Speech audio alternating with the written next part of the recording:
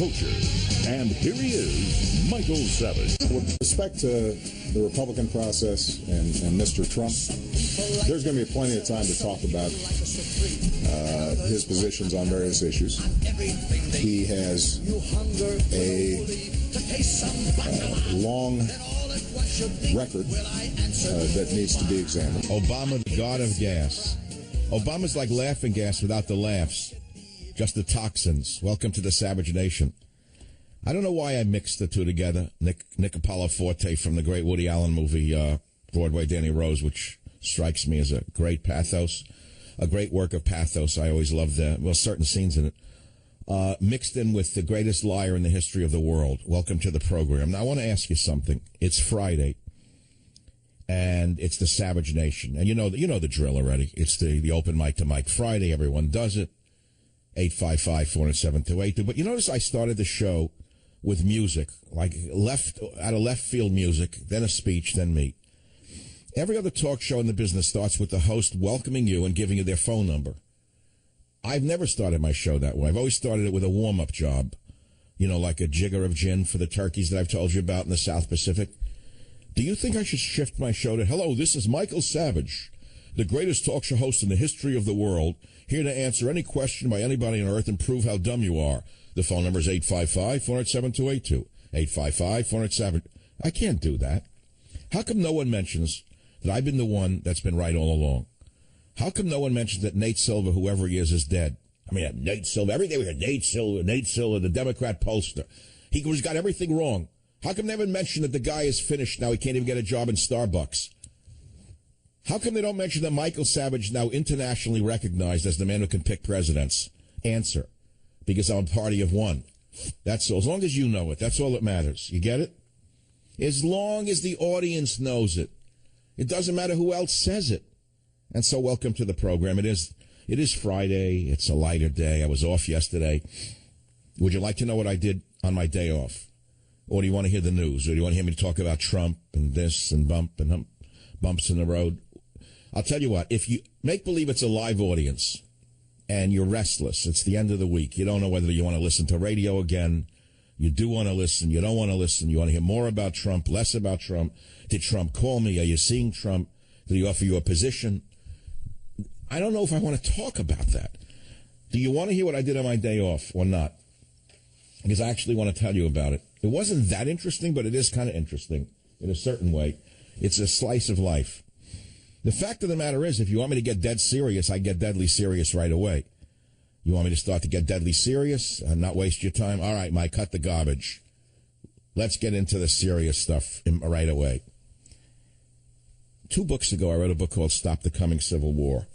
And I warned you that our nation was in danger of a second domestic war. Thanks to Barry, domestic Obama, and his cronies, it is upon us. But it's different. It's not like the last civil war between the states. This has been a struggle between patriots who believe in our nation's founding principles and those anarchists who are working hard to undermine those ideas and change the very nature of the nation. My show could be entitled Support the Coming Revolution because we, the patriots, happen to be fighting back. My unprecedented backing for and the unprecedented rise of Donald Trump has been the spearhead of this rebellion. Oh, make no mistake about it. It's not the conservatives who gave you Donald Trump. They did everything they could to put impediments in the way of Donald Trump. But those of you who are regular listeners to the Savage Nation know that the cause, the fight on the barricades, did not begin with Donald Trump. Where did the fight begin? It began with me, Michael Savage. For 22 years, my message has consistently been borders, language, and culture. My last 3 to 4 nonfiction books, if you have read them or want to gaze at their titles, were my solutions for saving America. Now, many of these bullet points or talking points in my books have been and are being used by the Trump campaign to the credit of Donald Trump and, of course, to the benefit of the United States of America and maybe the entire Western world. By the way, because if he wins, and I think he will save the West. He's the Charlemagne of our time. He may be the one who could save the West. He could save the West. He could save us from the disaster that just occurred in London, where the craven cowards who opened that country up like a can of spinach to a flood of immigrants from Pakistan, have now seen their first Muslim mayor of London, and that's not the bad news. He calls moderate Muslims Uncle Toms. That's the bad news. So they've elected a radical Muslim to be the mayor of London. That's the sum total of what will happen here unless Donald Trump wins. And if you're gay or you're a woman and you think it's great, you are insane. Go and see the history of Muslim-dominated nations and see how women and gays are treated. I don't understand how people don't know history. But then again, Santana, and I don't mean the musician, wrote it when he said, those who do not know their history are condemned to repeat it. But I'm going to take credit, by the way, not for getting out the vote. I certainly wouldn't take credit for that, but for being the architect of Trump's messaging. As you heard on this show on Wednesday, Donald Trump was first on this show on radio in 2011. That's 5 years ago. That's before he announced his candidacy, isn't it? And during his many, many appearances on the show, the Savage Nation over the years, and also on Donald Trump's campaign positions page, he lists U.S.-China trade reform, Veterans Administration reforms, tax reform, Second Amendment rights, and immigration reform as priorities. On the day he announced he was entering the ring for the GOP nomination for president, Trump hit hard the idea that the illegal aliens coming into the U.S. across the southern border sometimes bring crime with them. That statement, maligned by the vermin in the media, the corrupt leftist mainstream worms, gave his campaign traction. But yet 3 years earlier, I said the very same thing to a listener on that very issue. You want to hear what I said? Here's what I said. Quoting myself now. Wouldn't a sane and rational society select the types of immigrants they want, rather than a willy-nilly wholesale amnesty for 30 million, many of whom don't even work, I said? I then went on to talk about the 30% of prisoners in the United States who are illegal aliens. And this message has been picked up by the Trump campaign. Borders, language, culture. So let me stop right there. That's the serious opening to the book. And now I want to jump cut to something, but you're going to have to bear with me 1 second. This is a gem. Play Adjective for a minute. I got to run across the studio.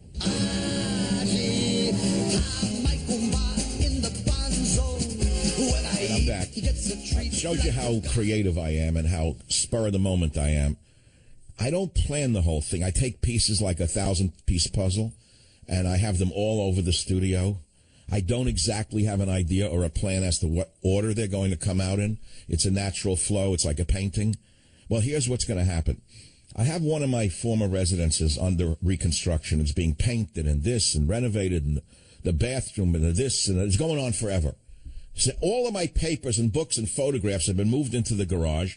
And weird things are popping up to the top. It's like corks are floating to the top of things I forgot were even in the archives. Because I have all my archives in another location. Well, listen to what pops up. Out of the blue, a photo album comes up. I don't know how it got there this morning. I mean, the painters must have moved it. Beautiful leather-bound volume of all the pictures of me my first year in radio on KSFO. Oh, my hair was beautiful. Pat Buchanan was a guest in the studio when he was running for the presidency. My hair was black. My hair was long.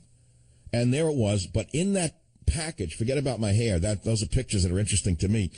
I find an 8.5 by 14 sheet. Robert, verify this. I'm holding it up on my Skype screen to my producers. This is going to be a collectible. It'll be like the Declaration of Independence. One day, this collectible will be like the Declaration of... This will be like the Dead Sea Scrolls. This will be as valuable as the Dead Sea Scrolls one day. 8.5 by 11, line sheet. Red pen markings. Paul Revere Society. This is the day I created it. Paul Revere Society. Aliens stealing your social security, debasing our language. Your birthright, citizenship, secure borders, one man, one vote. C, communists in government, in schools, and houses of worship. We will reassert our B, borders, our L, language, our C, culture. This nation was built upon the Bible, the U.S. Constitution, the Bill of Rights. These documents and what they stand for are our common cultural heritage. That, my friends, is my Magna Carta. I found it just for you. God blew it in my hands to bring it to the show. My friends, this is a big time in American history. And Donald Trump certainly is going to be the nominee. We all know that. I told you that long before it happened. he's also going to be the next president of the United States. There's almost nothing they can do to stop him. The biggest impediment he has are the plastic conservatives in the Republican Party and the plastic conservatives in the media. They are his biggest impediment. The ersatz conservatives are his greatest threat, not the liberals or the anarchists or the communists or the socialists. We know who they are. We know what they're going to say, and we're going to dismiss it all. It is the plastic on the right that we have to watch out for. It is the aluminum. It is the aluminum conservatives. They are the ones we have to watch out for, not the men of steel. That's all I want to say at my opening. And if you care to talk, the phone number is 855-487-282. I've given you a nice opening. I got a lot more to come. I got things to talk about. I got to show you my book, Teddy and Me. It's coming out. It's debuting Tuesday in the bookstores. Everybody wants to see the beautiful book. And that's it. That's it. Life goes on. Then it ends. And then it ends, and that's the end of it, and life goes on again. To quote a great holy man, a birthday is the date when God decided that the world cannot exist without you. My friends, America had its birthday several hundred years ago. And that's when God decided the world could not live without America. And then a weird thing happened. The very people who America welcomed after World War II from Europe, who fled Nazism, came here and brought with them a foreign doctrine. A doctrine that was foreign not only to the economic system, but to the political system and to the cultural system.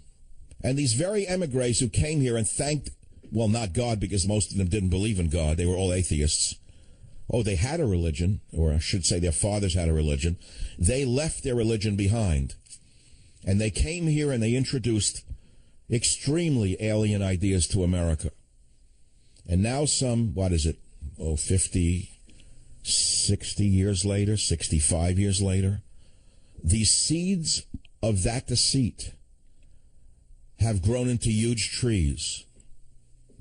And we, my friends, are the new foresters. Back in a minute on the Savage Nation. Join the Savage Nation. Call now, 855-400-SAVAGE, 855-400-7282. Savage. Your Savage Nation is sponsored by SwissAmerica.com. It's the only company I trust for tangible assets, gold and silver. Call 800-BUI-COIN. No, I didn't want this garbage again. Kill him. That's enough. Knock it off already. It's old. No, I asked for Rebel Yell. We got a little mixed up there. So welcome to the show. No one wants to hear about what I did on the day off. Well, later on you'll hear about the dim sum and the missing painting in the museum anyway. Oh, yeah. Yeah, I go to a certain museum, the Young Museum. I go there intimately a couple of times a year. One painting. I went there yesterday for one painting. I went to see one painting. It was missing. I said, it has to be in a congresswoman's house. You hear about that scandal yet? Oh, yeah. Senator Feinstein borrowed some paintings a while ago for her home. Not took them, don't get me wrong. But they were on loan to her home a while ago. Yeah, that was one scandal. So I go to the museum to see William Bradford's Scene in the Arctic, because I was going to take pictures of it and paint it myself as well as I could. Wasn't there. So I tried to get a guard to lead me, and couldn't find anyone. Nobody wanted to help me at all. Nobody wanted to help me. Finally, I found a young lady. Well, I'll tell you about it later. I found out where the painting is. It's not in Dianne Feinstein's living room. I'm pleased to tell you. But what else is there, I'd like to know. So, my friends, we've gone from immigrants to gimmigrants in one generation. Shall I do some of those riddles for you today on the Savage Nation? WSBA in Pennsylvania. Judy, welcome to the Savage Nation. Hi, doctor. Thanks for taking my call. Hold it. I'm not in the repossession business. I'm sorry. Okay. I, like you, have a dog named Teddy. He's a small poodle, and I've had him since he was 8 weeks old, and now he's 15, and he's totally deaf, and he's losing his eyesight. He's got God forbid. But the vet said his heart is very good, and poodles live a long life. So your Teddy is what, 12? I don't even want to think about. I can't think about mortality anymore. No, he's. I don't know how old he is. He's ageless. That's all I know. I'm ageless. A man like me should live 1,000 years. That means he needs to live 1,000 years to be with me. And you look into their eyes, and my Teddy is so wise, and it's just, I don't know. I've just seen him grow from 8 weeks to 15 years, and it's look, we all feel that about our pets, but the thing is, there's a thing called anthropomorphism, which I'm sure you know about, correct? I know the term. Anthropomorphism means people project themselves on their pets, and they think that they see themselves in their dog, which is or the cat, which is one of the reasons we all have pets. Is because we can't trust human beings as much as we can trust our animals. But we anthropomorphize, which is that we put ourselves into them in that sense. How much intelligence is there is another is open to question. I don't really know. They're not human beings. In some ways, right, they're superior. They're better than us, better hearing, But the book is unbelievable. I'm sending you a free copy of Teddy and Me, but I wish you'd go to the bookstore and look at it. Once you look at this book, you're going to love it. It's for everyone who... It's not just if you have a pet. Let's say you have a relative who's unhappy and sad and depressed. This will make them happy. Teddy's the kind of dog I walk down the street with him, even a homeless bum smile at him. Would you believe it? They don't even ask him for a handout, not a bone, nothing. They hate everybody that goes by, but this dog they smile at. They put down the cup for 1 second. So they bring joy to your life, you know what I'm saying? Did you hear about the skilled storyteller duped America into pressing the Iran deal? His name is Ben Rhodes. A storyteller that lied that the U.S. officials were dealing with moderates in Iran. You didn't hear about that? Oh, you'll hear about it. Join the Savage Nation. Call now, 855-400-SAVAGE. Savage. I've never seen anything like it. Morons.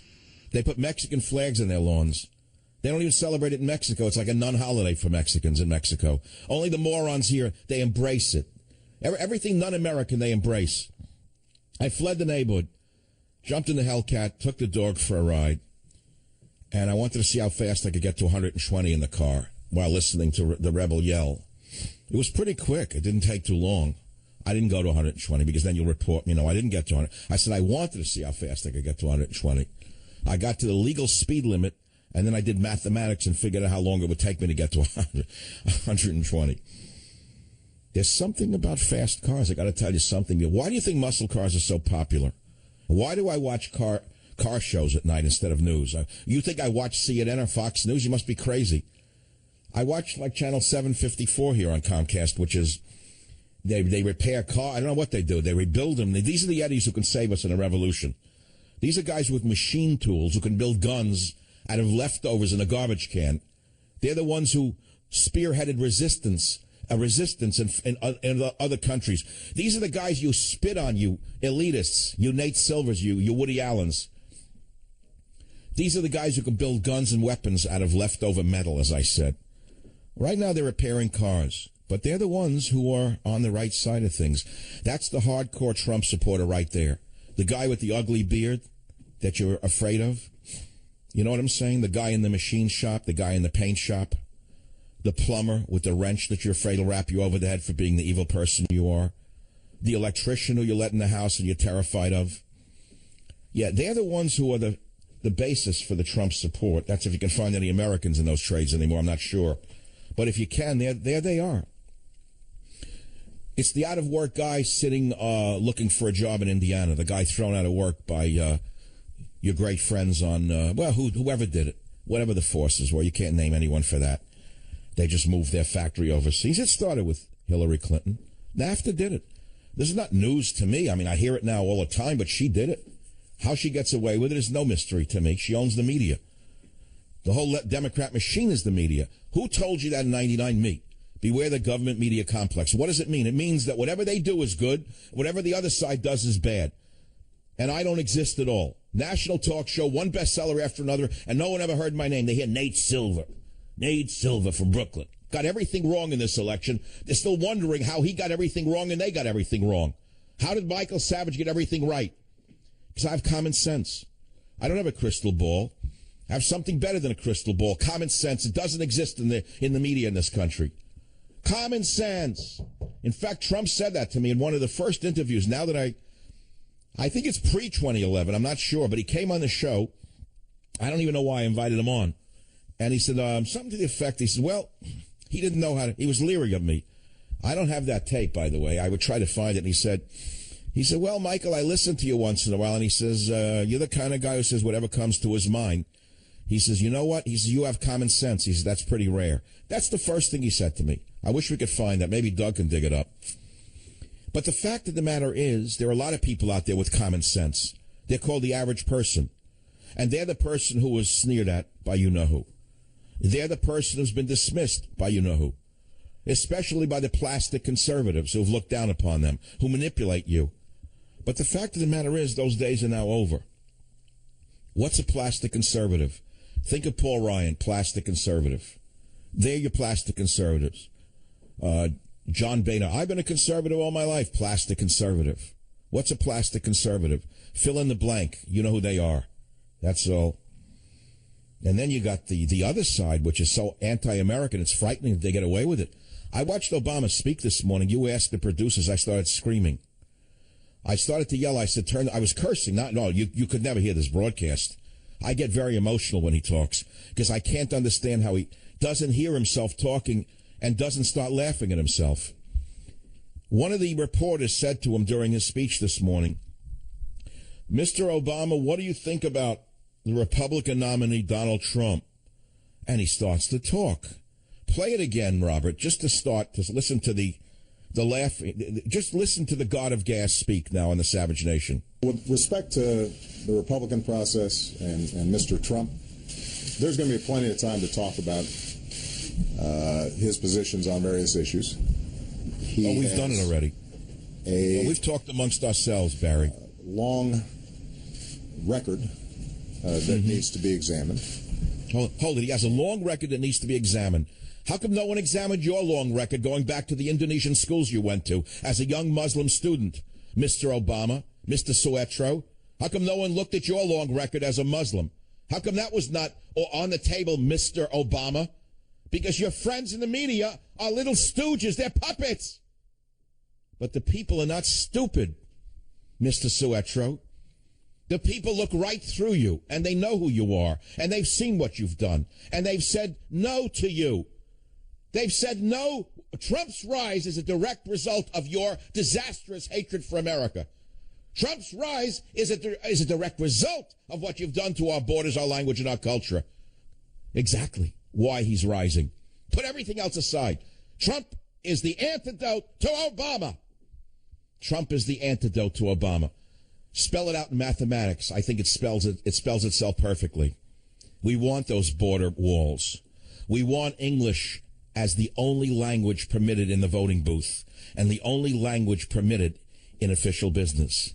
And we want our culture reasserted. We want our culture reasserted. We don't want to celebrate Cinco de Mayo in a bigger celebration than July 4th. These white liberals in the suburbs who don't celebrate our Independence Day go hysterical for Cinco de Mayo. Put up Mexican flags, they have parties, they get mariachi bands. The Mexicans laugh at them. They don't even know what it celebrates. They have no idea what Cinco de Mayo means.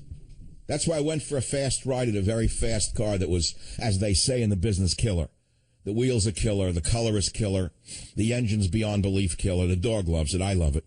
I don't even play the radio when we're going fast on a dark road. I just like to hear the sound of the engine in my ears. It reminds me of America when it was great. And my favorite thing is to speed past little Priuses and other Econoboxes and see their lights flashing in my rearview mirror. The little controllers that don't like anyone getting out of control in my mind, because I don't really do that. So here we are on a Friday on the Savage Nation, and it is Open Mic to Mike Friday. Joe on WABC, welcome to the program. What's on your mind? Yes, Michael, I had the opportunity to call in on 2011 and speak. That was probably the first one you could check it to speak with Mr. Trump about the falsity of man-made global warming. But I also want to say that he is tremendously wise for being on your show, and he has that. And you were saying common sense. That's what I was thinking about. Common sense, streetwise genius that you also have, and that's why the connection is so important. And that's why people are rising up, people that never voted before, the working class people, and they're going to vote for him. And he's going to win in a landslide like Ronald Reagan did in 1980 when I first voted for him. Yeah, he will win in a landslide. She's used goods. Everyone knows that she's corrupt. They know about the Clinton cash, the Clinton library. They know her policies in particular have been a disaster, especially NAFTA, especially Benghazi, especially the Arab Spring. And by the way, this is all going to come out during the campaign as it unfolds between her and Trump. The only challenge he's going to have are the plastic conservatives between now and then. And then, of course, whoever they choose to run the debates is going to be critical. They should choose me. I want to run the presidential debate. I don't want to leave it to Ben Rhodes, and I don't want to leave it to Jake Tapper. I don't want to leave it to Wolfie Blitzer. I don't want to leave it to NBC This Week with NBC. I don't want to leave it to those enemies of my way of life. No, I want a talk radio host to be one of the moderators of the presidential debate. Wouldn't that be great? Wouldn't that represent a real change in America if I, Michael Savage, was one of the moderators? Because as you all well know, I'm very moderate. And I'm quite a good moderator. And no one's going to step on me, I'll tell you that. Anyway, we're running short of time in the first hour of the Savage Nation. These topics are, of course, what everybody wants to talk about. And we have no open lines. It's a great Friday. We have great music, great sound, and I'll take a great break. Join the Savage Nation. Call now, 855-400-SAVAGE, 855-400-7282. Savage. My Savage Nation is sponsored by SwissAmerica.com, the only company I trust to protect my wealth with gold and silver. Call 800-BUICOIN. Khan of Londonistan, first Muslim mayor of Western capital, headline on Drudge. Now, on the face of it, that's not so bad. If he was a moderate Muslim, you say, well, that happens. There are other minorities who have achieved high positions in British society, Lord Beaverbrook and others. They were not British born in that regard. They did wonderful things. But Mr. Khan of London is on record as saying moderate Muslims are Uncle Toms. And this is now what's running London. Well, we've had our, let us say, feet in the water with a Muslim running a major nation here in America, haven't we? I know he's a Christian. I get that. After all, I believe every word that comes out of George Stephanopoulos' mouth. In fact, when Obama said he was a Muslim, Stephanopoulos had to correct him and say, no, you're a Christian. I remember it very well. I'm not a member of the government media complex. I'm an outside independent observer. You can fool some of the people some of the time. You can fool some of the people all of the times. But you cannot fool the Savage Nation any of the time. Let me tell you that. So we've had our little experience with a similar thing here in America. And I really wonder where Obama's true sympathies lie. Because if you read the article about him and Valerie Jarrett sharing their experiences growing up in Muslim nations, it's quite apparent to anyone studying the issue as to why he is flooding America with what Christians know, Buddhists know, Hindus know, Jews know, Muslims. Because it's the land of their fathers. And they want the nation to be transformed into that they left as a child. Everyone wants to repeat their childhood. In fact, any psychiatrist will tell you that in almost all relationships, we are all trying to reproduce our childhood. And not only reproduce our childhood, but correct what was missing in our childhood in recreating it. In other words, recreate our childhood and this time make it better. So they want to make America a new Iran or a new Indonesia, but a better Iran and a better Indonesia in their own image, you see. Doesn't really always work out that way. Just study the psychiatry of this, the psychology of this. You look at a love affair that you're in or a marriage. You look back in the early days of your marriage when you were naive. We usually pick someone who we think is going to be someone who can recreate our childhood for us, with us, only this time make it better, perfect, as it were. We want that childhood all over again, the warmth, the security, the nurturing of those early days in our life. Only this time we think we're going to improve on it. How often does that work out that way? Like very, very seldom. Occasionally. But don't expect you're not going to be able to do that. Anyone knows that. But in the beginning, we don't know that. So Obama comes from Indonesia, went to a madrasah. I'm not making it up. Spoke Arabic, chanted to Allah 6 times a day. And Valerie Jarrett's father was Iranian, born in Iran. the spires of the mosques were everywhere. They don't like the West. Inherently, they don't like the imagery of crosses. They like the imagery of the the mosque, the spires around the mosque.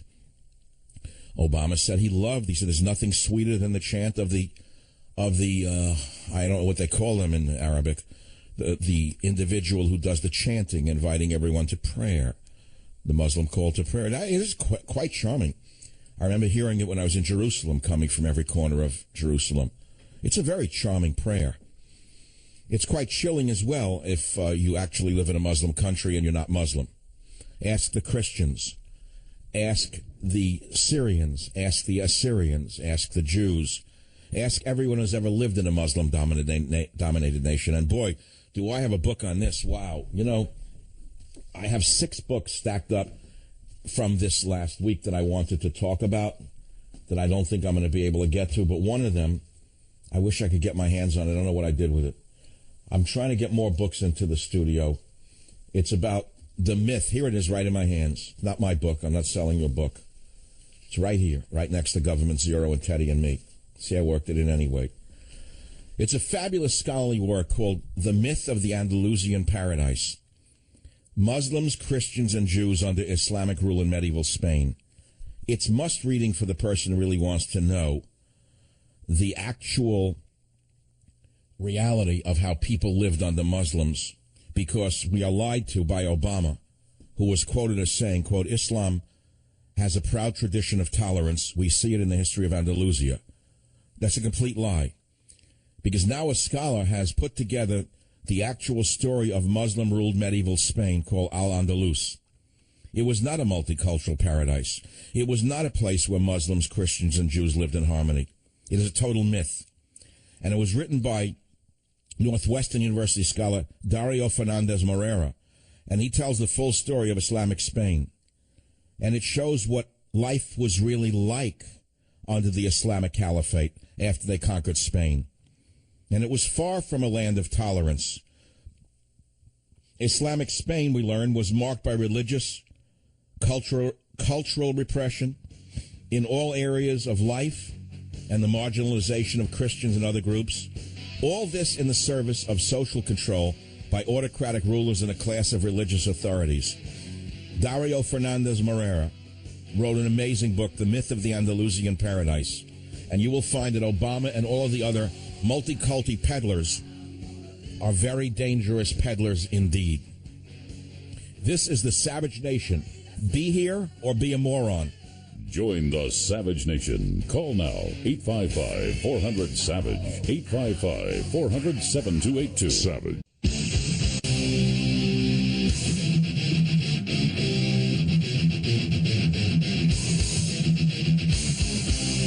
Warning. The Savage Nation contains adult language, adult content, psychological nudity. Listener discretion is advised.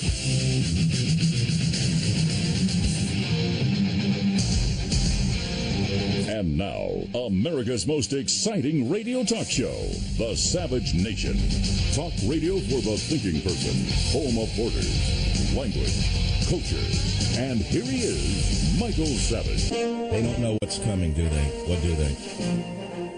The subterfuge is over. The subterfuge is over. The mask has been ripped off the phony in the White House, and he knows it.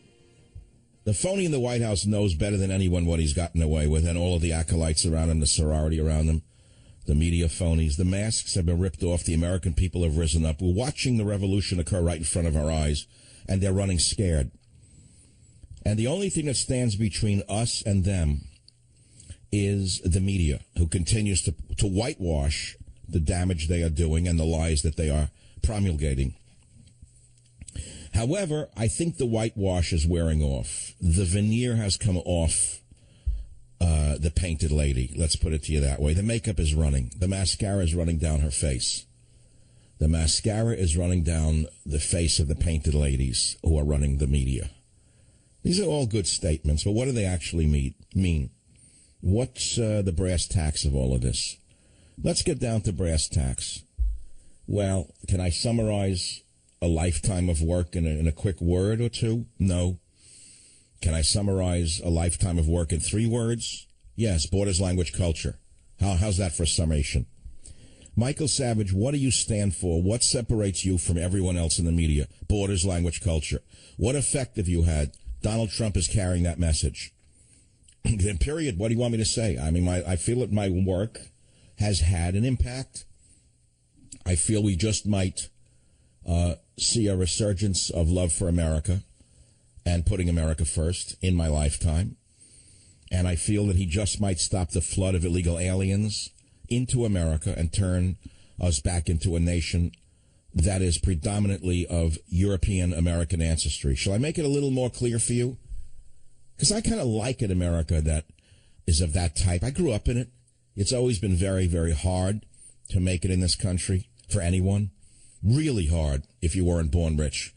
And by the way, even for those born rich, you could see how many of them wind up on the roadside. It's not easy for them either to keep up with their father's success. Most of them don't make it. If you think everyone who's born rich makes it, you're mistaken. A lot of them wind up on the in the sideshow of life or completely destroyed because they cannot keep up. They cannot equal the father's achievements. So it's hard for them too. What I'm saying is life's always been hard. It's hard everywhere, but it's always been easier here if you had a drive and brains and a little luck mixed in. And most importantly, the unwillingness to quit. And I don't want to go into the long, sad story of how many times I wanted to give up but couldn't. Many times I wanted to quit. Every roadblock known to a poor white man was thrown in my way. Every roadblock you can imagine. I'll never forget when I earned my doctorate. Yeah, I'll tell you the story again. Here, change the radio if it's uncomfortable for you. I killed myself to go to graduate school. I paid my way through graduate school. I raised 2 children to go to graduate school because I have an immigrant's drive. I wanted to get that PhD after earning 2 master's degrees, each of which, by the way, was more valuable in terms of what I had achieved than any PhD, most PhDs that are granted today.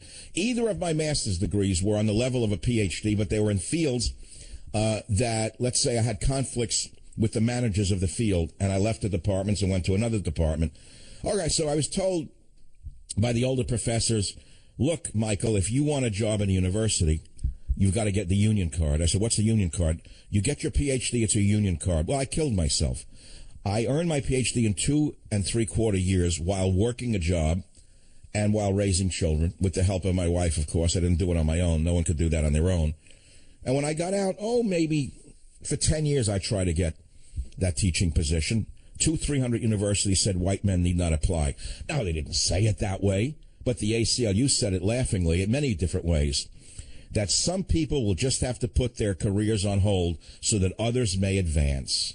And look how great the academy is today with those who have advanced. Take a look at the filth and the propaganda that has replaced, let us say, true learning and scholarship in the universities. Take a look at the filth and garbage that is passed off as scholarship today. It's because men like me, tens of thousands of men like me, were denied entrance into the academy. And I say thank God. I say thank God. But what I'm saying to you is don't think that this long fall up has been easy. This long fall up has not been an easy ride for me. I wasn't on an electric glide getting where I am. I had to fight for everything I have, and I have to fight every day for everything I have. I'm only one word away from extermination on radio. We live on the tightrope here in talk radio. All of us do. We're one word away from the end of our careers. So I choose it. I choose this life. I like the tension. I like the dynamic tension. It forces me to think clearly. And it forces me to use words very, very sparingly. You may think I just talk and I don't think about what I say, but every word is carefully selected because we're only one word away from self-destruction. Let's put it to you that way. Any one of our words could be a hand grenade if we're not careful. So where does that leave us with regard to the politics of today? Well, for 20 years, I was doing what I'm doing today, which is, hey, borders, language, culture, always bold, always winning, as the poster says on the Cumulus promotional, the Savage Nation, always bold, always winning, champion for America's borders, language, and culture. But the fact of the matter is I was laughed at by most people in the media. I was dismissed. I didn't exist. Nah, he's marginal. He doesn't speak for anyone. He's got a big audience. How to get where he was? How come they're a bunch of nuts. Well, who buys his books? They're all racists. They're all bigots. You don't think they say that? They're still saying it. Losers like this guy in Hollywood who created, I forget, that sitcom that made him $1 billion. Another putz from Hollywood. Another Brooklyn Bolshevik. What's his name? Rob Reiner. A corned beef and salami guy. Rob Reiner says Trump supporters are racist. You ever hear anything like this? In other words, everyone who supports Trump is a racist to this human salami. When director Rob Reiner appeared on More Snotty Nonsense by Chicks Thursday show to discuss his new film, the infamously bigoted director couldn't stay away from politics.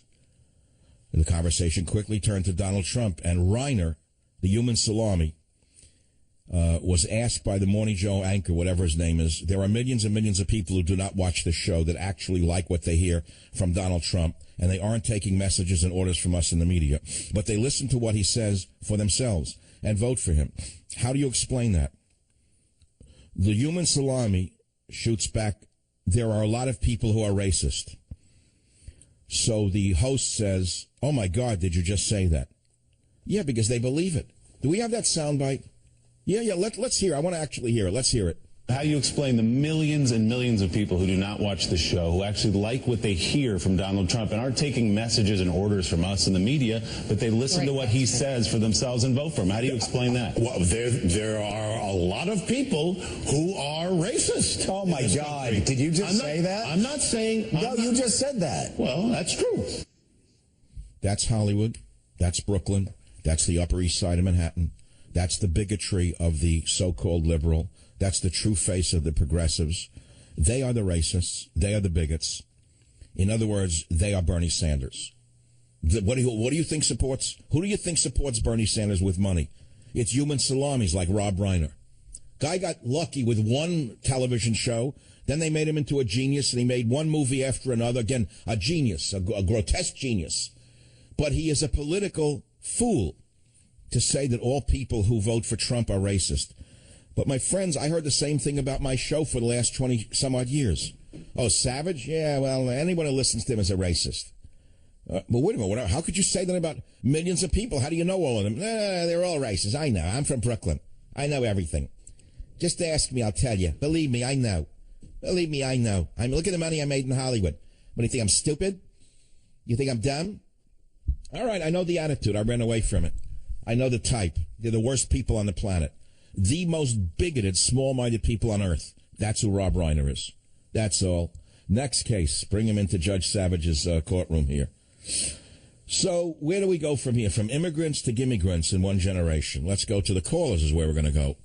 Eric on my hometown station of KSFO in San Francisco. Welcome to the program. What's on your mind? Thank you, Michael. I was actually going to compare you to Thomas Paine, having recently read Common Sense, a pamphlet he wrote in 1776.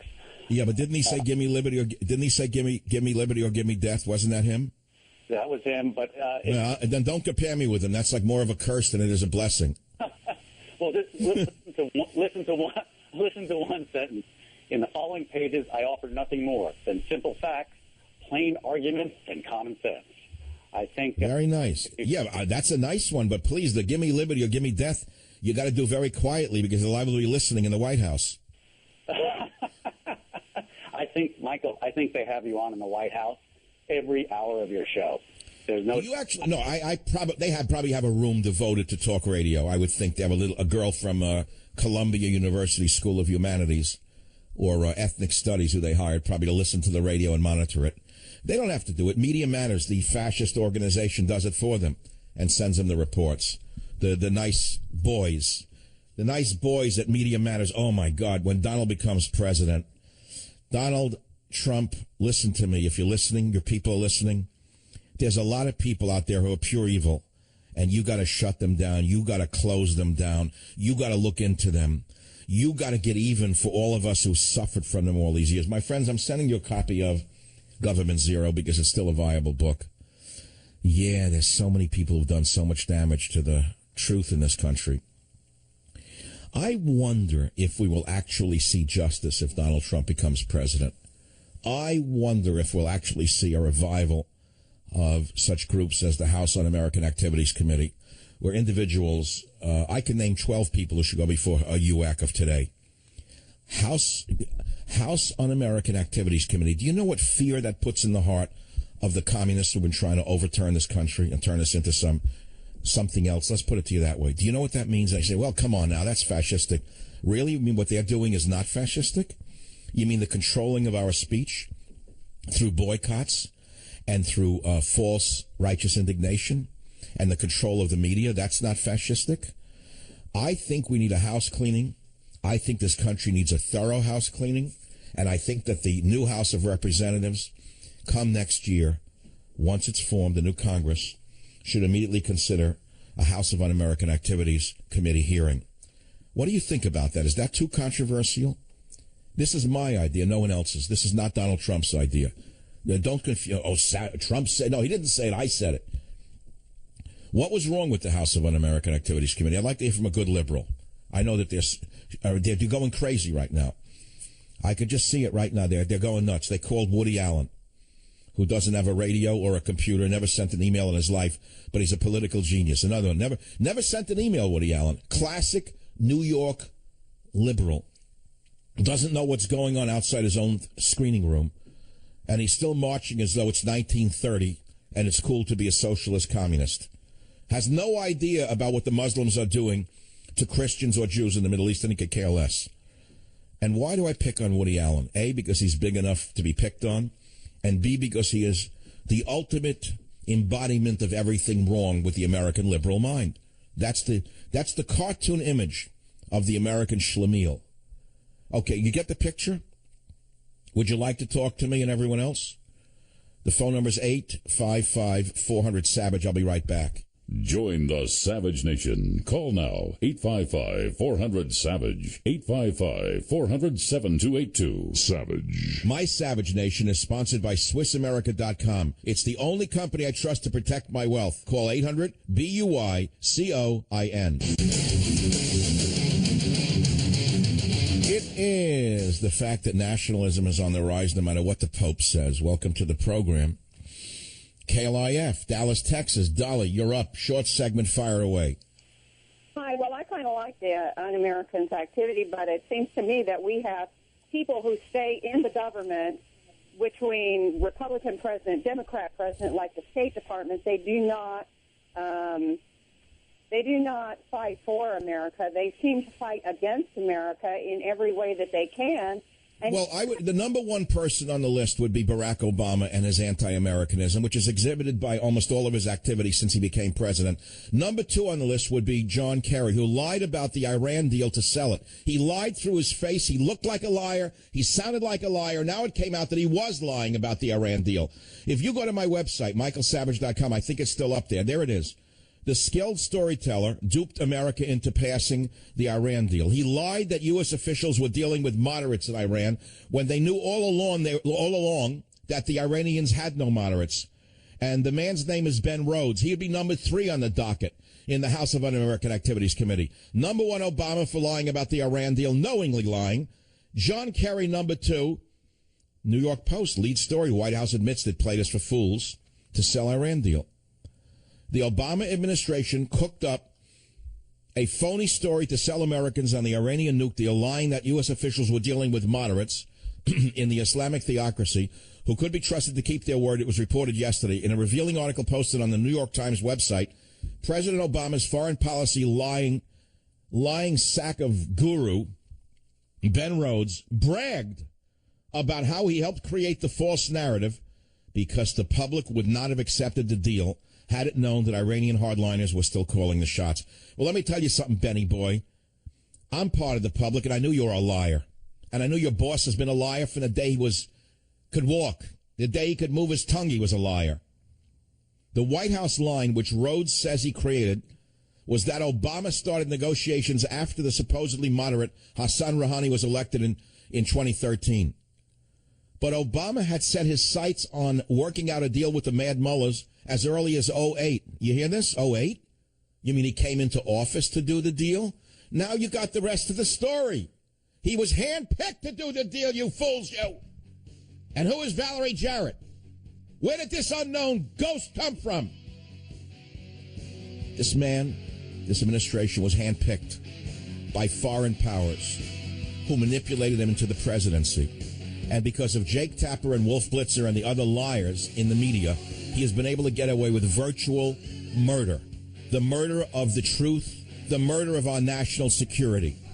Join the Savage Nation. Call now, 855-400-SAVAGE, 855-400-7282.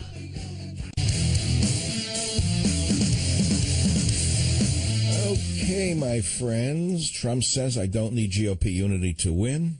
Well, that was a while ago. He won. Friday, 06 May 2016. Paul Ryan spoils Trump's victory by withholding endorsement. Of course, Paul Ryan has always been a plastic conservative, so I'm not shocked by him. He's very comfortable on both sides of the aisle because he stands for nothing. Sunday, May 1, 2016, that's a week ago. The whole world has changed since he won basically the primary, and Cruz dropped out. Some are saying he really didn't drop out. He's just waiting. I don't believe that. I think he's gone. The fact of the matter is Paul Ryan represents the silent movies. You know, when talkies came in, talking pictures, there were people wed to the silent movie. The directors, the actors, the writers of the silent movies said those talkies will never catch on. And they continued to promote and produce silent movies. Did you know this? They said, them talkies, they'll never catch on. The people don't want to listen to dialogue in movie theaters. They want to read and listen to music while the actors talk. They don't actually hear their voices. They don't want to be disturbed by the voices of the actors. They want to imagine what the actors sound like. That was actually said. So Paul Ryan is a sort of a movie director from the silent movie era. He still thinks that the people are dumb and they don't want to actually hear the voices of the politicians. He speaks for the politicians. It's a good analogy. It holds up. I would elaborate on it if I had the time, but I think you get the picture. Fill it in on your own. Fill it in amongst yourselves. But it's a good analogy. Ryan's a non-entity. He means nothing. He'll be gone before long. He's always been a lobbyist. He'll continue to be a lobbyist, and he doesn't represent the American people. Now let's go to the callers. WABC in New York. Stuart, welcome to the program. What's on your mind? Thank you for having me on, Michael. I agree with a lot of what you say, but the idea of a House Un-American Activities Committee is all wrong. We tried that in the 50s. My dad lived through that, and it would turn out to be a witch hunt. We ruined a lot of lives about that. And I'm with you on the America First. And Stuart, I love your call because you grew up in a progressive or liberal or almost socialist communist household. I get it. And you now have come to see that America is our last great hope. I get that as well. And I know many lives were, let us say, seriously challenged during the McCarthy era. But I want to ask you something. Have you read the Venona Papers, the Soviet-era secret correspondence which came out, 15 years ago, which confirmed that almost everything that McCarthy was saying about the news media and Hollywood was true, that there were communists who were openly subverting America? No, I'm not familiar with that. I know that there were communists in the government. I know that there was a threat to national security, but I also know that a lot of people were afraid to speak their mind. I also know a lot of people were afraid to... Was your father innocent, in your opinion? Did he not have, never mind liberal leanings, that was pretty typical in New York. Was he a fellow traveler with any communist organizations? Absolutely not. My father was, if my father was alive today, he'd be a Republican. Oh, that's funny. That's a funny line. It's not funny, it's true. No, but I'll bet you $1 million that if you told that to some of your old line Democrat friends, they wouldn't believe you. No, I can't believe you're saying this to me because I've been an independent my whole life. I've never been associated with a political party. And don't hang that on me, Michael, because it's the farthest thing possible from the truth. We've had other conversations about ISIS and terrorists. I've been on this program before, and we were of one mind. So I am not your liberal, Democrat, socialist, communist. So I don't know what you're talking about. But Stuart, but you're confusing me a little bit. Your father was certainly to the left of center politically, right? He grew up. He grew up in a Democrat household, but he evolved very much like you, and he fought it. Well, that's quite something. So, in what kind of work was he in that he was called before UAC? What kind of work was he in? Yeah, you said his life was ruined by the House of Un-American Activities Committee. No, I didn't say that. I said that he. I said he was alive during that period, and he knew what was going on. And his take on it was that a lot of lives were ruined and a lot of people were afraid to speak out about anything. All right, now, this is an interesting subject, which is why I brought it up. I'm a controversial talk show host, and I bring up controversial ideas for a reason. Why don't we explore that? Can anyone listening to this show who is a progressive leftist, whatever you want to call yourself, tell me whose life was actually ruined by UAC, who was not really working to subvert America, who was not really a communist or a fellow traveler? I'd like to know whose life was ruined, because that's, I think, a myth that lives were ruined of innocent people. I know there were movies made, I remember with Zero Mostel, of an innocent actor who jumped out of a window because the House of Un-American Activities Committee was after him. And Hollywood's done many, many movies about the Red List, and we hear about the Red List. How many innocent people's lives are actually ruined? I'd like to know their names. But, Stuart, I really love your call. Is there anything else you'd like to say before I give you a copy of Teddy and Me? No, sorry. You don't sound like a Teddy and Me guy. I bet you don't even have a pet. No, but I was close to 2 dogs, but Teddy and Me would be fine. Or all right, I didn't know. You don't sound like a Teddy and Me kind of. You don't sound like a warm and fuzzy guy. You sound like a tough, big guy. How tall are you, like 6'3"? No, but thank you for that comment. You have such a great voice. I'm trying to envision. When I get calls, I try to envision them, what they look like. You sound like 240, 6'3". Really? I'm about 5'8" and 150. Oh, you're in good shape. So, what do you exercise or what? Oh, yes. I'm a former competitive swimmer, and I work out. Pretty amazing. Are you in good health? Yeah. It's like a weird it's almost creepy, the conversation. I get it. I get borderline creepy. And it's not creepy. I'm just curious how voices relate to the actual body type. I'll never forget, you got to hear the story, Stuart, you'll love it. I first started in radio, San Francisco, 94. So I have a great voice, beautiful voice. So I go up to North Beach, the Italian district of San Francisco, and I go into a restaurant there. The owner's dead. He was a friend of mine over the years, Lorenzo Petroni, a strong, tough Italian guy. He was an immigrant, came over from Europe, worked his way up out of the garbage, built a beautiful restaurant. So I walk in his restaurant, and I come in, and I said, I'm Michael Savage. He says, I thought you'd be a 6'5". So I said to him, inside I'm 7'6". We became instant friends. You know, people hear a voice, and they connect it to a person. Now, the person is actually projected by the voice, but their physical body often doesn't match the voice. You agree with that, Stuart? Yes, I do. Yeah, I do. I think the instrument called a voice represents the individual quite well, but it doesn't often match the physical body. It's just a simple side note of conversational stuff, Stuart.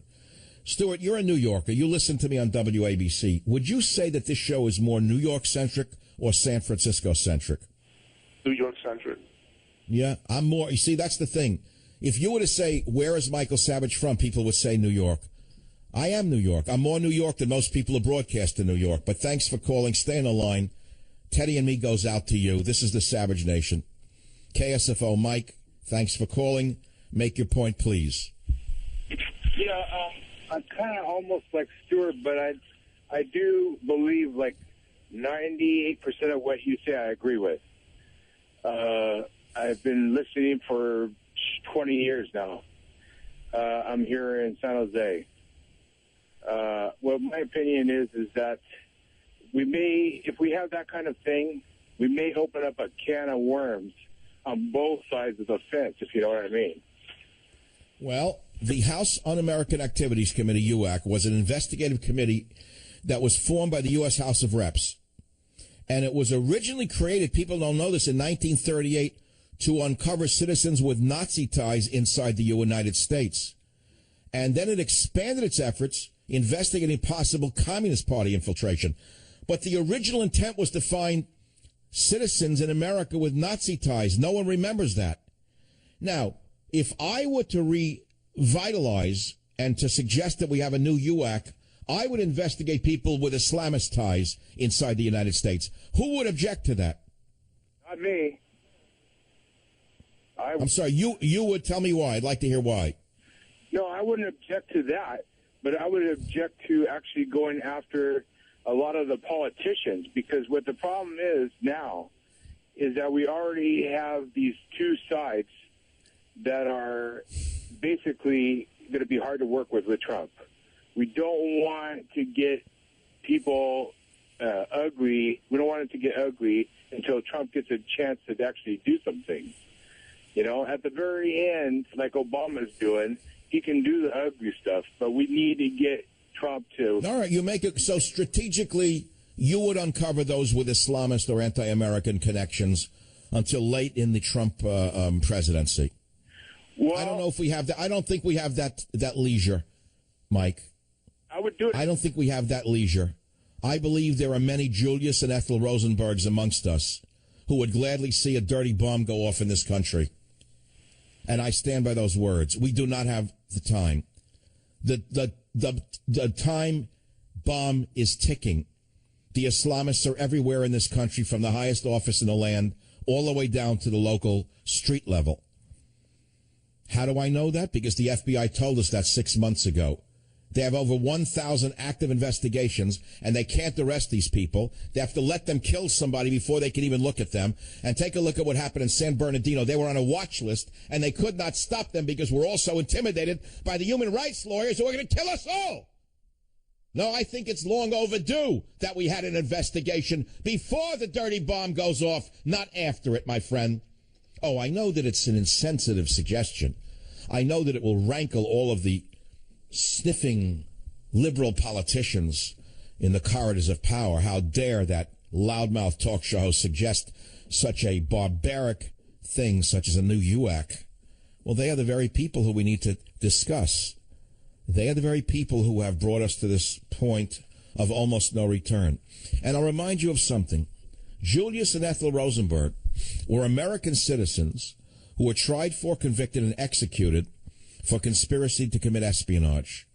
Were they innocent? No. They were instrumental in passing of information about the atomic bomb to the Soviet Union under Joseph Stalin, and that speeded the development of Soviet nuclear weapon development. They were disastrous longtime communists and spies. And these American citizens, by the way, were tried as a result of investigations, and they were convicted of conspiracy to commit espionage in 1951 and put to death in the electric chair. And there were many people who said they were innocent. They were not innocent. Many stories came out afterwards by relatives and others proving beyond a reasonable doubt that they were absolute spies. And others captured in the conspiracy were included Ethel's brother David Greenglass, who supplied documents to Julius from Los Alamos and who served 10 years of his 15-year sentence. He was absolutely guilty. Harry Gold, who identified Greenglass and served 15 years in federal prison as the courier for Greenglass. And a German scientist, Klaus Fuchs, who served 9 years and 4 months. Now, this is the most important part of this little diversion here. Mark it down. In 1995, the United States government released a series of decoded Soviet cables, codenamed Venona, V-E-N-O-N-A. I had it on my radio show, the Venona Papers, back in 95. And these papers confirmed that Julius acted as a courier and recruiter for the Soviets. Did you understand this? Ethel's brother, David Greenglass, whose testimony had condemned her, later stated that he had lied about his sister to protect his own wife, Ruth, who had been the actual typist of the classified documents he stole, and that he was encouraged to do so by the prosecution itself. Morton Sobel, who was tried with the Rosenbergs, served 17 years and 9 months of a 30-year sentence. Now listen to this. In 2008, Sobel admitted he was a spy and stated that Julius Rosenberg had spied for the Soviets and that Ethel Rosenberg knew what he was doing. There's a lot more to this story. just remember that Julius and Ethel Rosenberg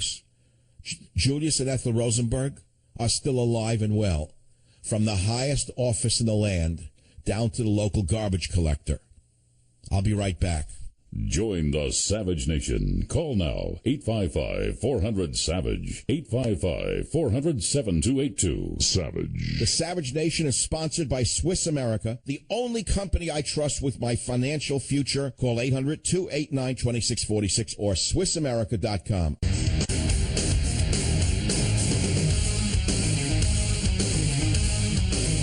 Okay, I correct myself when I make a mistake. My father taught me that a long time ago. It's okay to admit mistakes. Just admit them right up front. I made a mistake. When the caller said, "You're the Thomas Paine of our time," and I said, well, he said, "Give me liberty or give me death," he laughed. I'm wrong. My good friend Craig Smith, who's my longest sponsor in history with his great gold company, Swiss America, who listens to every word of this show, I don't know how he makes a living, said it was Patrick Henry who said, "Give me liberty or give me death." Thanks, Craig. I appreciate it. And enjoy the Hellcat over the weekend. He also has a Hellcat. He said he's taking it out of his garage, and he's going to play that song I was playing and drive it fast in Arizona tonight because of the show. Okay, my friends? 855-407-282. Let's fire away. Nancy on WABC. Go ahead, please. Nancy, fire away. You're on the radio. Please talk. I'm going. Dr. Savage, I think, with all due respect, you're incorrect about lives not being ruined by the investigations associated with HUAC. There were many, many actors that were blacklisted, as depicted in the movie The Front that you referred to, the Zero Must. But wait a minute. Hold on now. I asked a very, very straightforward question. Which of those actors who were blacklisted were not, in fact, members of the Communist Party USA at the time, or, let us say, secretly associated with communist parties at that time? No, because we'll never know how extensive the blacklisting was. Well, what about the blacklist that I'm living through for the last 22 years, the blacklist run by those wonderful descendants of those people in Hollywood right now?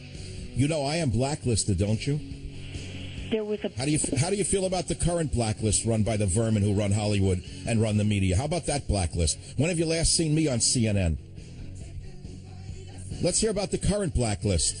Join the Savage Nation. Call now, 855-400-SAVAGE, 855-400-7282. Savage.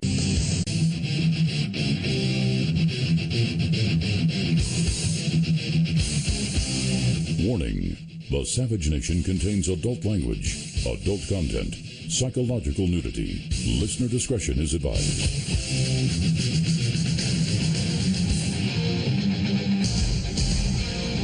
And now, America's most exciting radio talk show, The Savage Nation. Talk radio for the thinking person, home of borders, language, culture. And here he is, Michael Savage. The dream that is. Welcome to the program. As they say in the biz, the car is killer. Welcome to the program. Haven't driven it in 3 months, but in order to celebrate not celebrating Cinco de Mayo, I went on a long ride with the dog last night, and now I'm taking a long ride on the Savage Nation. And the best way to begin this hour is with something I haven't done yet, which is the Savage Nation Week in Review for the 3 days that preceded this one that I was on the air. As you know, I was off yesterday. Monday, May 2nd, whether you know it or not, we are in a civil war with Obama, bringing in so many illegals. He is conducting a civil war against America. I watched the protests at the Trump rally, also watched the White House Correspondents' Dinner. I couldn't take it. I asked, who are the visionaries of today, like Frank Lloyd Wright? What will live 500 years from now, I asked. I then gave you Teddy Roosevelt's views on immigrants. I then told you about an article on dogs' hearts beating in sync with the owners. I asked you, is Obama a visionary? He has degraded America, not lifting us up. Not one correspondent screamed out at Obama's lies during the correspondents' dinner. And thanks to Obama, illegals are now getting more benefits than Social Security retirees. That was on Monday. Quite a day's work, wouldn't you say? Tuesday, May 3rd. Recent history of country shows that what Obama is doing to us is subversive. I asked, where have all the good men gone? I said that communists 30 years ago only dreamed about doing to this country what Obama has been doing for 7.5 years. I then said that people at the White House Correspondents' Dinner were little people. They are the ones who destroyed this nation. I then said I'm going to use what time is left on the radio to expose what Obama is doing. It is not too late. On Wednesday, May 4th, I said the savage nation is the revolution. We are the reason Trump won. I said the media didn't vote for Trump. It wasn't Jake Tapper or Wolf Blitzer. It was the out-of-work factory worker in Indiana who voted for Trump. Savage was the only person in the media to support Trump from the beginning. First interview, 2011. Can't change history. Watch all those who've been attacking Trump suddenly pretend they've been for Trump. You'll see the turnaround before your eyes. The plastic conservatives. I then talked about an email from a friend who says that when Trump becomes president, I will become Trump's Al Sharpton, slipping in and out of the White House through the back door. I don't know if that's true. It was funny, though. I then said everyone underestimated Trump, but they're not laughing today. And, we did a few other things. And here we are. And I then, I think I sent a little message out to the Trump people, if they're still listening to the show. And I hope they are, because they're not there yet. They may have won the primary, but they haven't won the presidency. The battle's just beginning right now. And they need this audience more now than they did then, incidentally. They're going to need the savage nation more from that day forward, right up through the election, than they did from zero to winning the primary. Because we have to sway the middle-of-the-roaders, shall we call them the undecided, that he is the best hope to save America.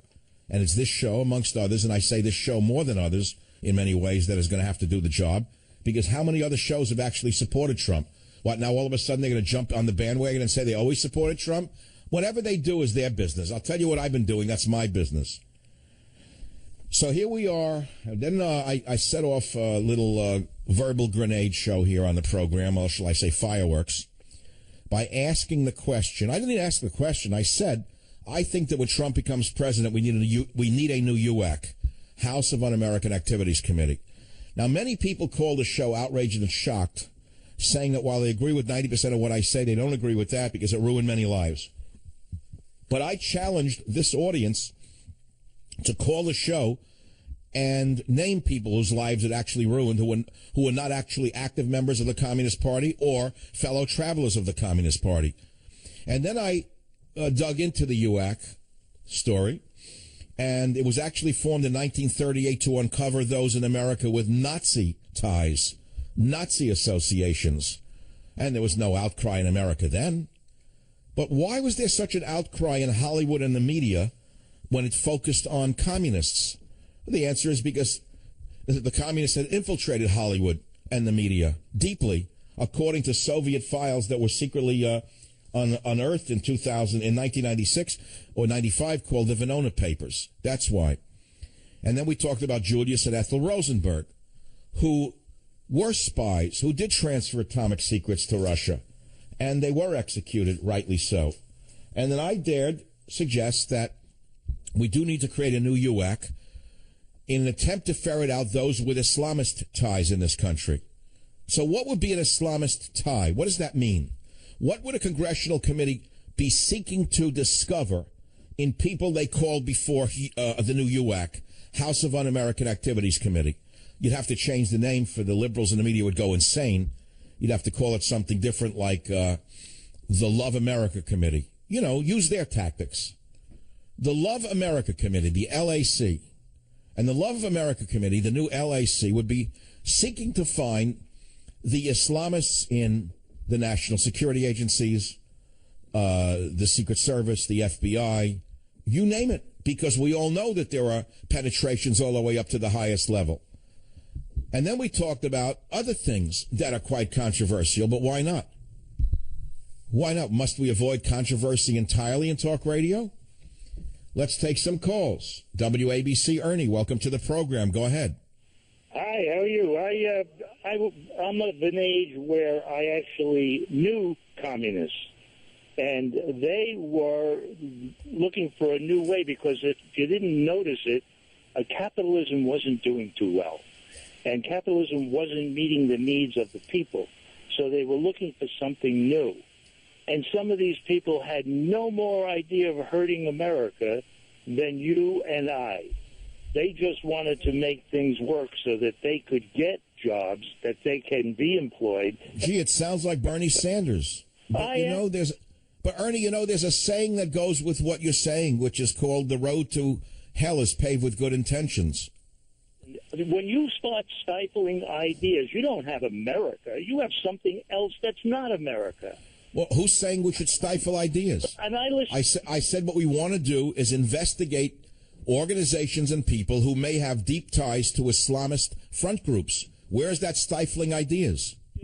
Because you're another point of view. I don't want to listen to another. Well, what do you mean another point of view? You mean fronting for those who want to introduce Sharia law in America, where they kill homosexuals and put women in burqas? Is it an un-American idea? It's a totally un-American idea for those people in our society, but they're not here. They're imaginary. They're not here. Oh, they're imaginary? Have you ever looked at CAIR's work, CAIR, or any of the other Islamist front groups in this country? If you actually read the literature, you would find out there are quite a few groups that have openly espoused taking us back 500 years. I know they're called Republicans. That's where we're going. They are. See, now you're doing jump cuts that don't make any sense. So you don't see any threat from Islamists in America. You think it's a myth. I think there's a threats all the time from everywhere. But America is a very dangerous place to live. Liberty and freedom is a dangerous place to live in. And what you want to do is suppress anything that frightens you. I didn't want to suppress it. I want to find them out and put them in prison. I'm not looking to suppress them. I'd like to find out who the Islamists are in our intelligence agencies who are crippling our military and crippling our police. What is wrong with that idea? Why is it that our men can't go to war and kill the enemy without wondering if they're going to get arrested when they come back from the battlefield? Is that a way to fight a war? It's why we're not winning, because Obama has crippled the military with his rules of engagement. Our soldiers come back and get arrested because they fought in the war? My friend, I have raised hundreds of thousands of dollars for U.S. Marines who were court-martialed for things they didn't do on the battlefield because they fired a little too quickly and killed the enemy before getting killed. I can cite one case after the other of American Marines who were imprisoned by George Bush, beginning with George Bush, for being a little too good as a battler, as a warrior, and not getting killed or maimed first. Yes, my friend, I think that you're a very good man, Ernie, who means well and thinks that you do mean well, but you actually are a very dangerous man because it's your naivete that has imprisoned us. It is your naivety that imprisons us with fear, the fear of uncovering those who are working in the halls of Congress itself to undermine both our national and our domestic security, Ernie. I would send you a copy of Government Zero if you would agree to at least read it. Would you do that? Do I read? I read more than... No, I didn't say. I said, would you agree to read a copy of my book, Government Zero, if I sent it to you, or is that too radical for you? Oh, I don't give a damn about radical. I read the most radical stuff in the world. But again, you're not answering the question. If I sent you a free copy of the book, would you agree to read it? Yes. I would. It took you a while to answer? I thought you were into liberty and freedom. You were even worried about... I thought you're into freedom and freedom of the press.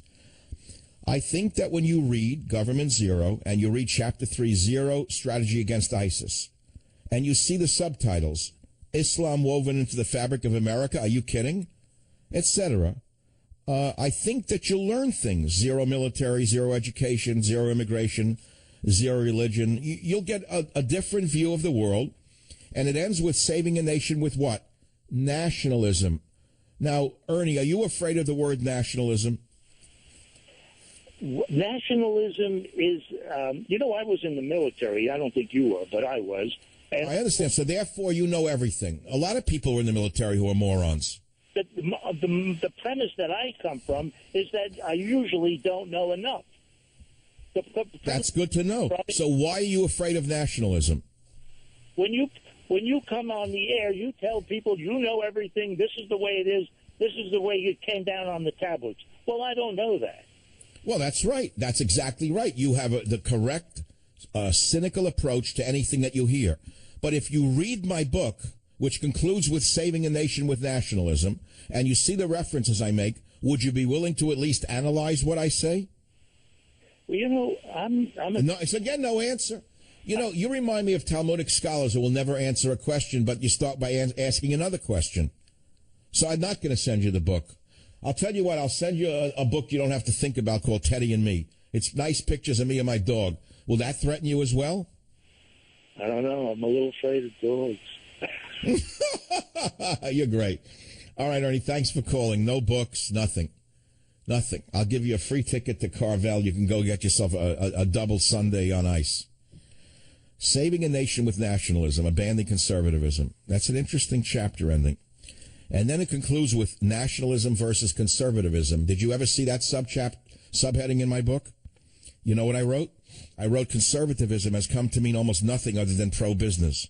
Those who call themselves conservatives today have adopted the laissez-faire rhetoric of the old classical liberals, but they don't really want laissez-faire.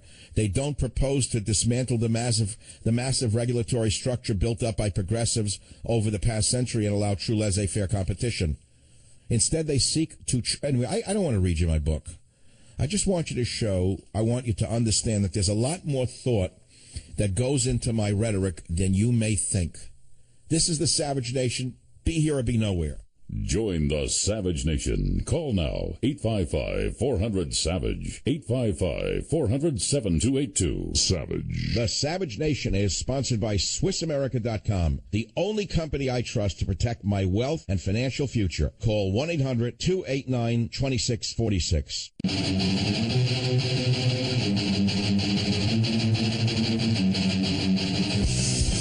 People are calling the show saying that my statements on UAC are offensive, they're too radical, they agree with me 90% of the time, but not on this. Well, when I started to talk about borders, language, and culture and nationalism, the same reaction occurred. And now that America's finally moved to my position on borders, language, and culture, and they see where I want to go next, now they're getting frightened all over again. But whether I'm on the radio or not, in years to come, mark my words, there will be a UAC of the future. And when you find out how many elements and how high up the penetration by Islamists has gone, you'll say that guy was a prophet. But I don't expect you to understand that today. Visionaries often are misunderstood in their own time. Now, let me give you an example of where we are in this country. Vicente Fox, former president of Mexico, as you know, is a vile hater of Americans. He just called Trump voters lazy drunks. These are the friends of Hillary Clinton.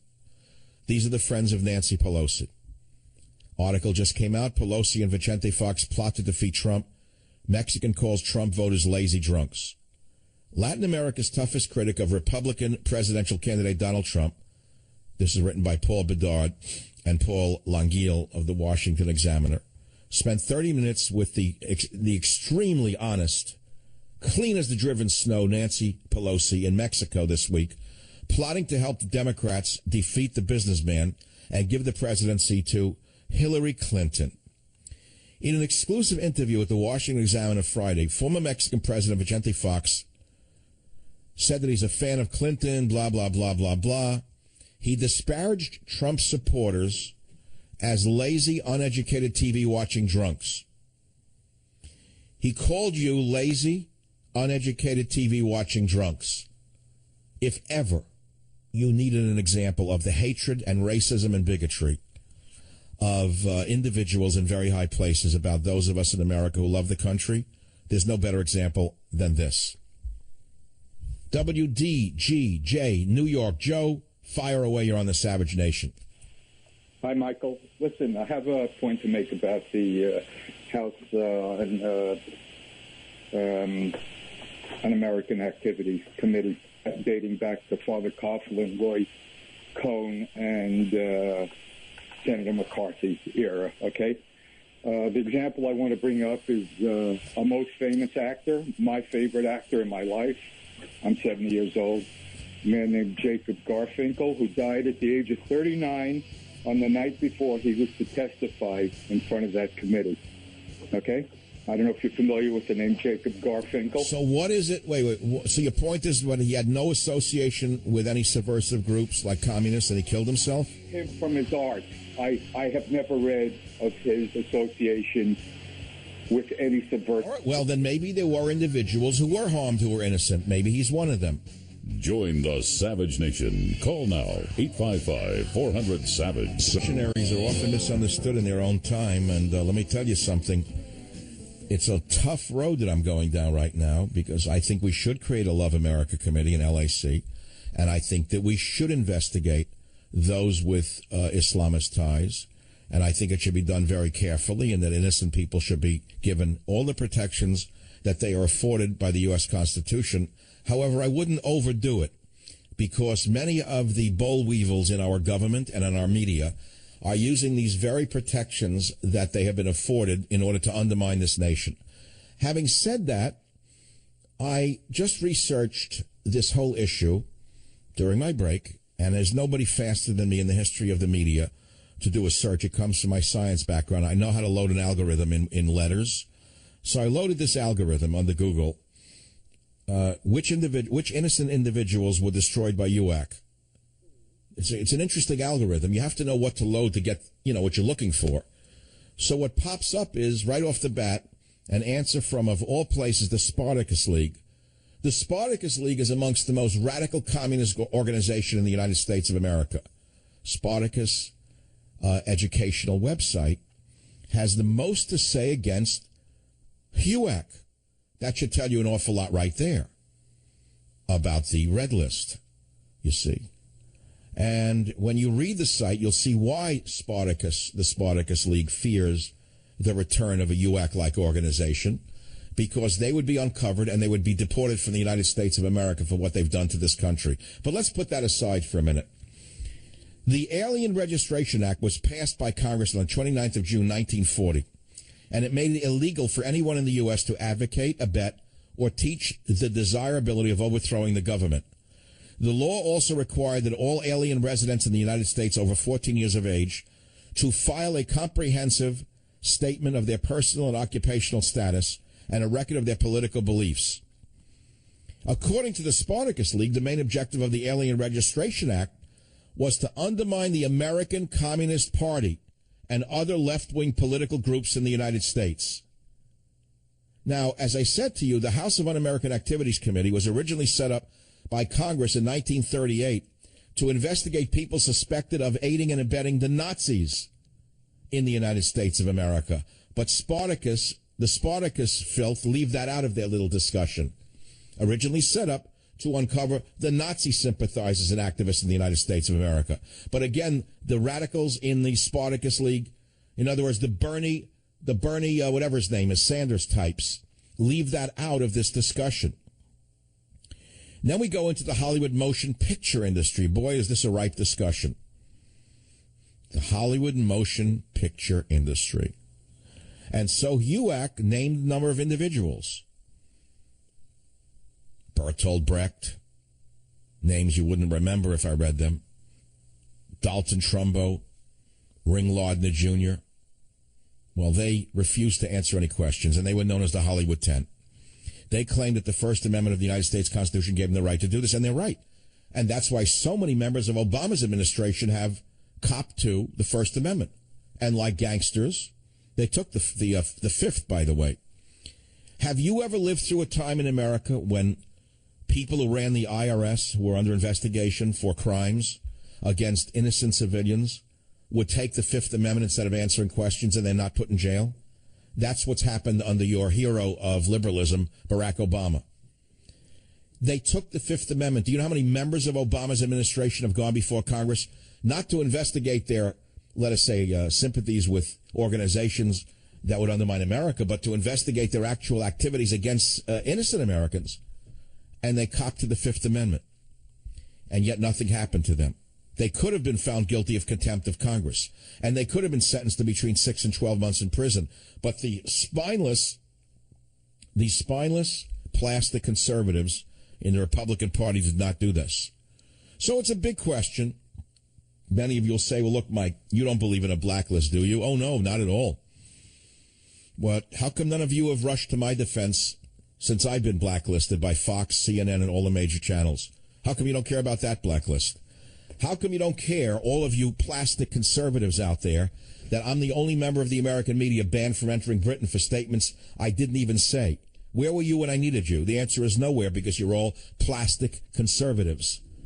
You're the very plastic conservatives that you blast every day on television and in your writings.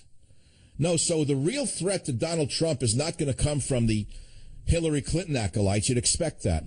The real threat to Donald Trump is going to come from those who smeared him, put him down, call him every name under the book from the time he started to run right until the time he won.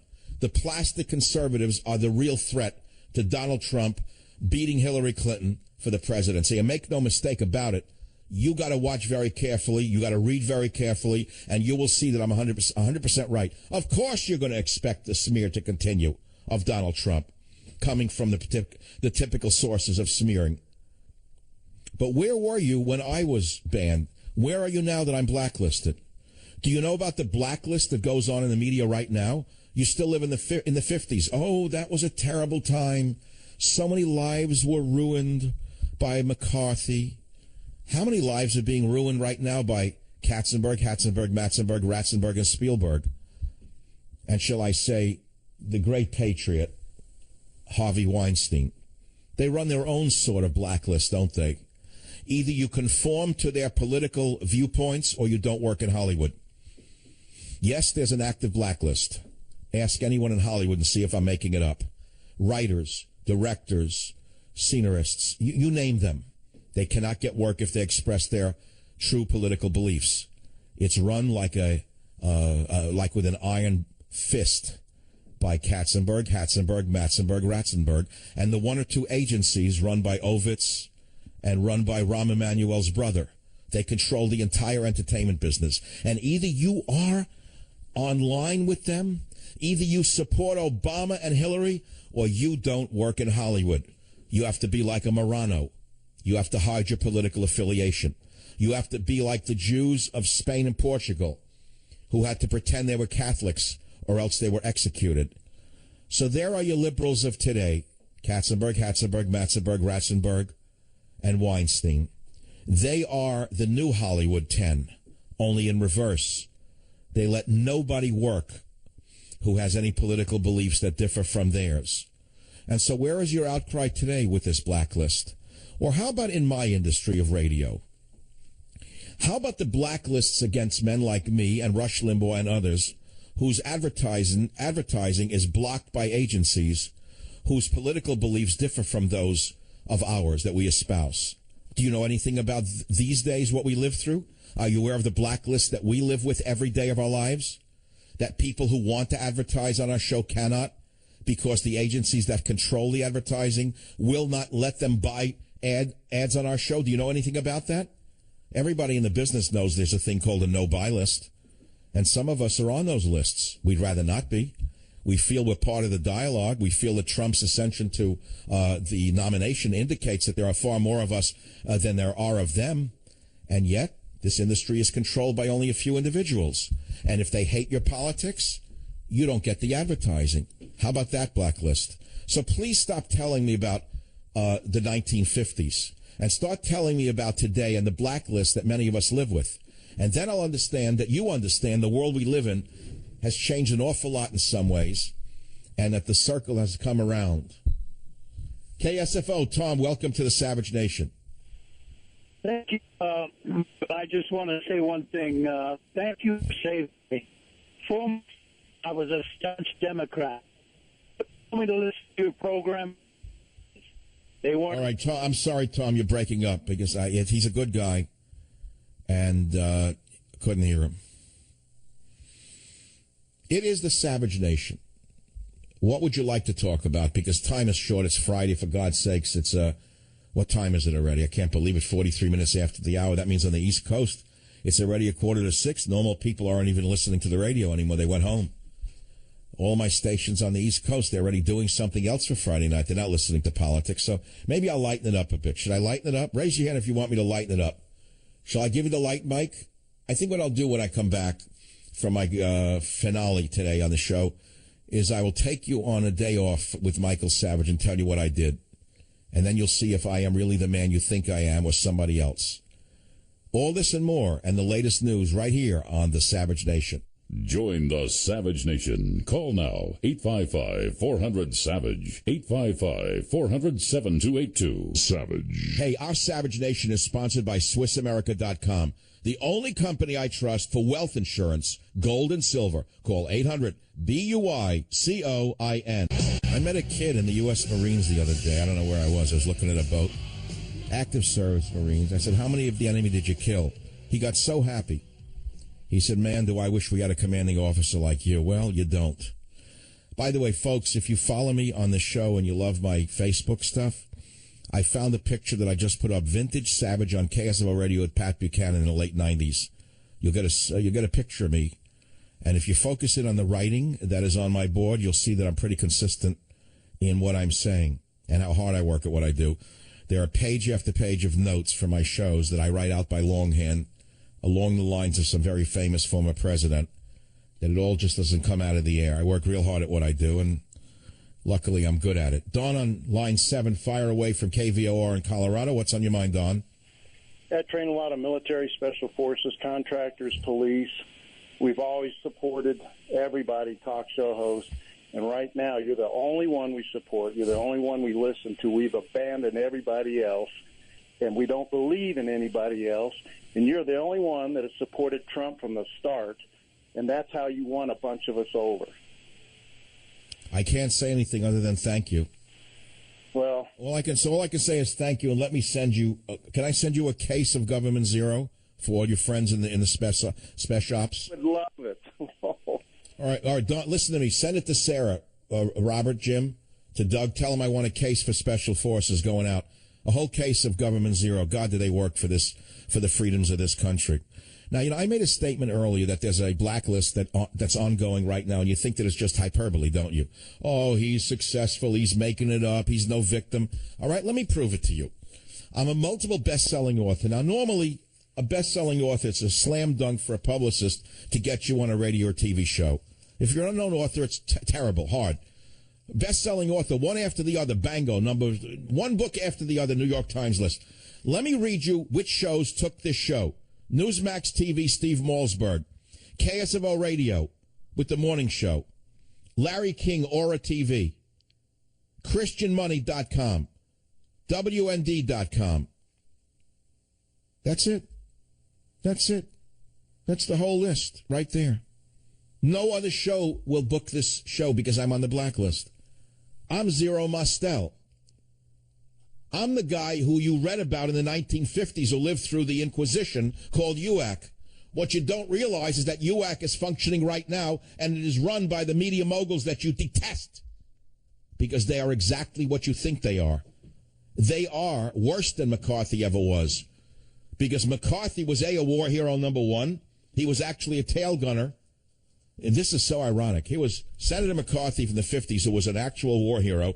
He had one of the most dangerous positions in the U.S. Air Force, the Army Air Force. He was a belly gunner on a bomber.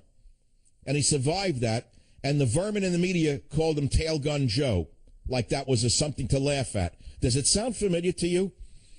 Tail Gun Joe, they called him, because it was a joke to have been a hero in World War II to all of the wonderful people in Hollywood and in New York. So anyway, he comes out, becomes a congressman, and he creates UAC because he's concerned about the communist infiltration in America in the media. Well, the rest is history, of course. Hollywood turned on him.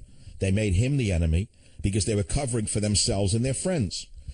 So all I dare do today, and watch the ramifications on Monday, I hope I'm still on the air on Monday, was say that we should create the equivalent of UAC called an LAC, the Love America Committee, and I think we need hearings starting in January of 2017, and we need to find out which people in government in particular are, let us say, front men or front women for Islamist groups. Now, who would argue with that? Why would you not want to know who in the intelligence agencies or in the military are functioning as front groups for Islamist groups? Why would you not want to know that? We all need to have an explanation as to why the men are told not to pull the trigger. We need to find out why we haven't won the war against ISIS. We need to try to figure out why it's taken longer than to defeat the Nazis. Why is Obama not putting full force against ISIS? Why are the rule engagements so onerous on our men that the other side is not really losing. And by the way, they say, well, the tide has turned against them. They've lost territory. That was only after old Putin started to bomb the heck out of them. Then Obama was forced to do something, which is why he and the media hate Putin, because he showed Obama up for what he actually is and where his sympathies probably lie. And if you notice that Putin has stopped the battle against ISIS, has anyone noticed that? Has anyone written about that? I have in my own head. Why has Putin stopped the war against ISIS? Well, there's a couple of reasons for that, which I will go into on Monday, God willing, with God's will and your listenership. It's a long weekend coming up, and boy, I've got a lot that I have to do. Mainly, I have to think about what I want to do next week. But I've just given you an example of shows that have booked this best-selling author for his new book, Teddy and Me, and there's only 2 or 3. It's not because the book isn't inherently interesting. The same thing happened with Government Zero, which became a runaway bestseller. Why wouldn't they book the book? Because I'm on a blacklist. Pay careful attention to what I just said. I am blacklisted by ABC, CBS, NBC, Fox News, and MSNBC. Why have you never seen me on Fox News, even though I'm a best-selling author? Even though I'm one of the most prominent talk show hosts in America, why do you never see me? Why do they put unknown talk show hosts on talk show host? Yeah, glory, glory, hallelujah. Well, I didn't get around to what I wanted to get around to, but I got around to an awful lot that I wanted to get around to.